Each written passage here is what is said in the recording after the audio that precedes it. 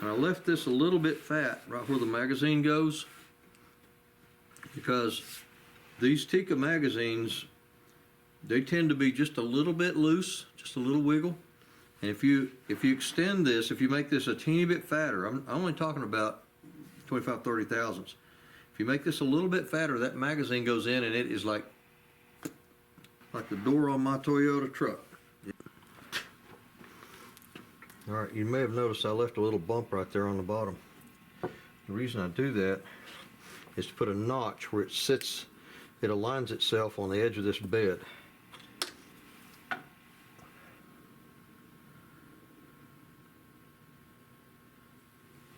And I've got to have enough clearance for this wheel to turn. And I can't get over that, past that line there, because that's the bottom of my stock. So I just draw a level line there and a vertical line right there, and that's my notch. And that way I can drop it in and it lines itself every time in the same place. After I cut that notch out, it'll drop down about 5/16. I'll put a shim right here where my pencil is inside this vise, to where when I drop this thing in and it sits on that point and that point, it drops in and it's perfectly level. I can take it out, do what I want, put it back, drop it in, it's level. I don't know how everybody else does this, but that's my referencing system. So after I cut that out, I'll measure that shim.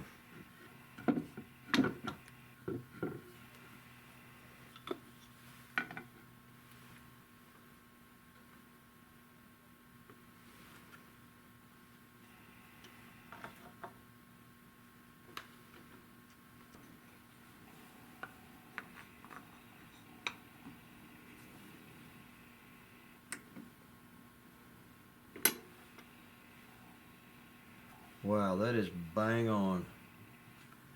I would much rather be lucky than good. Both ways. Woohoo! I'm gonna put 4 little spots of glue on here. And those 4 little drops of glue will hold this until I want it to not hold it. And then I'll take a chisel and just drive it in there and knock that thing off of there. And so I'm going to let that sit there overnight. So let that dry. Good night, Gracie. All right, it is tomorrow morning. This thing, little block I put in, has dried overnight. It seems good. If I can drop this thing in and it land, and then just tighten them up right where it sits, put a level on it, bang on.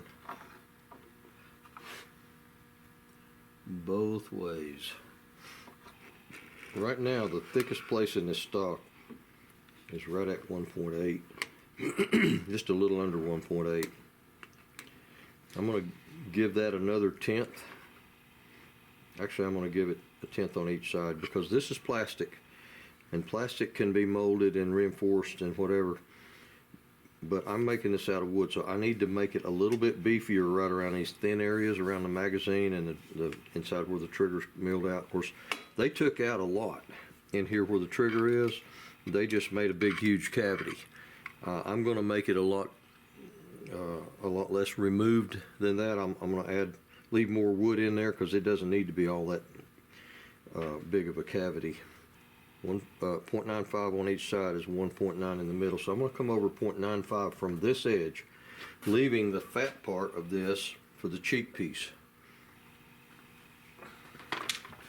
Did all that make sense?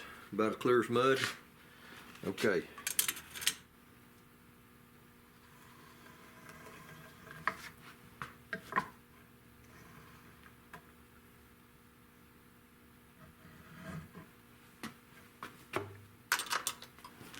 First thing I want to do is locate my trigger. I made a mark here yesterday. I've got to square that across, because I have to do my tracing on the other side.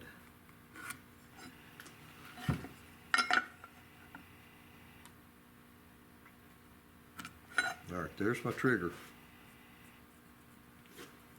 The reason I put my lines on this side is the way that thing sits in the mill. This side faces me. I've got to take a measurement on this barrel at right here, and then half of that goes down into the stock and half stays out. That's a starting point.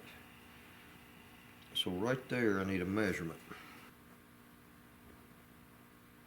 This fluted barrel, I got to just stay on the high sides of it. That is 0.7. So 0.35 is how far I've got to drop in here. I will eventually open that up to float this barrel, but for right now I'm going to start with that. I want it to fit exactly before I relieve it for floating. So I line up this mark and my trigger mark. My trigger mark gives me this way, and this gives me this way.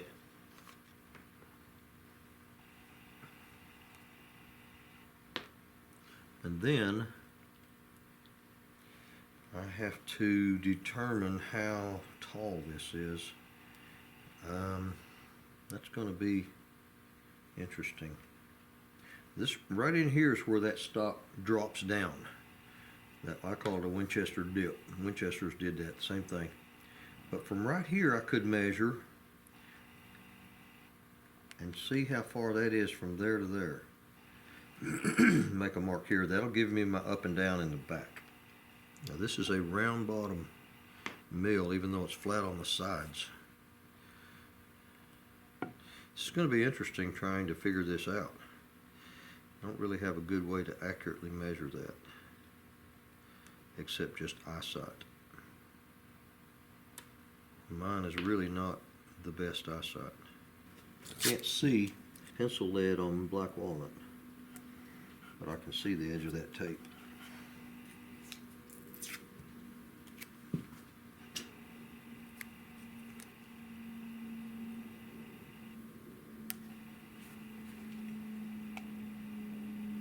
This line is just a meet and greet. This can be changed later, but it's just the first step. You know, if evolution was everything they claim it is, carpenters would have 3 hands by now. But we don't. God created us with 2 hands. Alright, this line should be able to go straight back. This because the round part of this, where this bolt comes in, has a round bottom, and here is also round bottom. So that line there should be able to be carried straight back from this top edge, that 0.62 mark. And then the barrel, it obviously tapers and comes out of its taper right there. Now the trigger and the clip starts, the magazine starts right there. The trigger comes down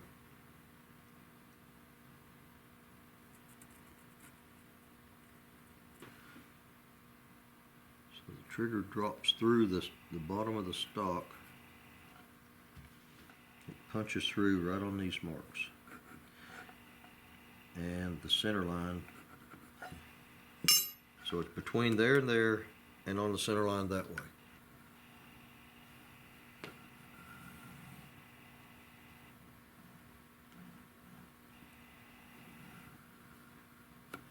Now back here at the very back,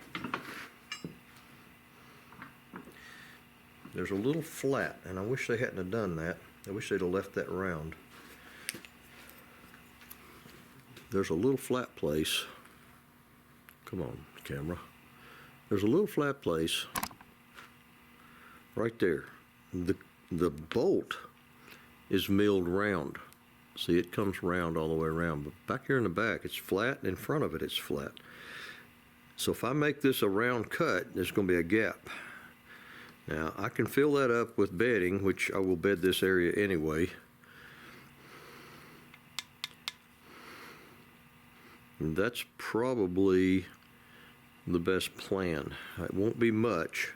That's only maybe 30 thousandths of drop from there to there.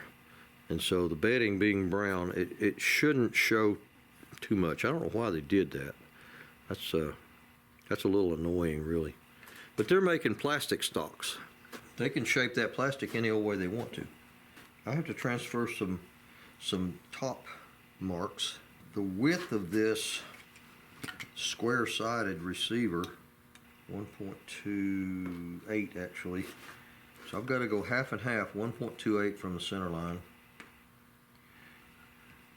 And that is from here.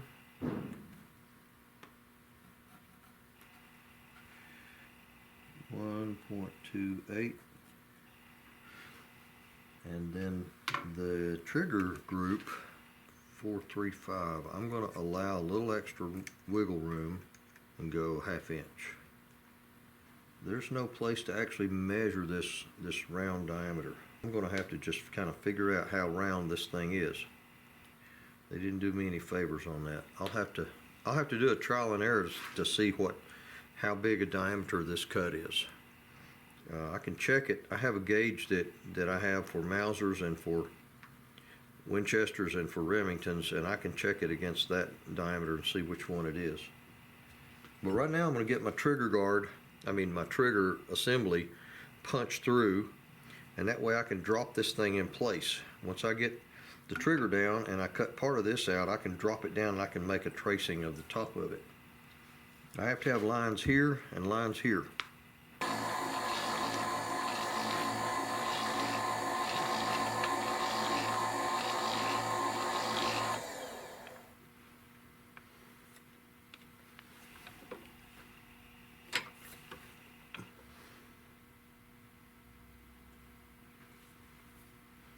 That's pretty close.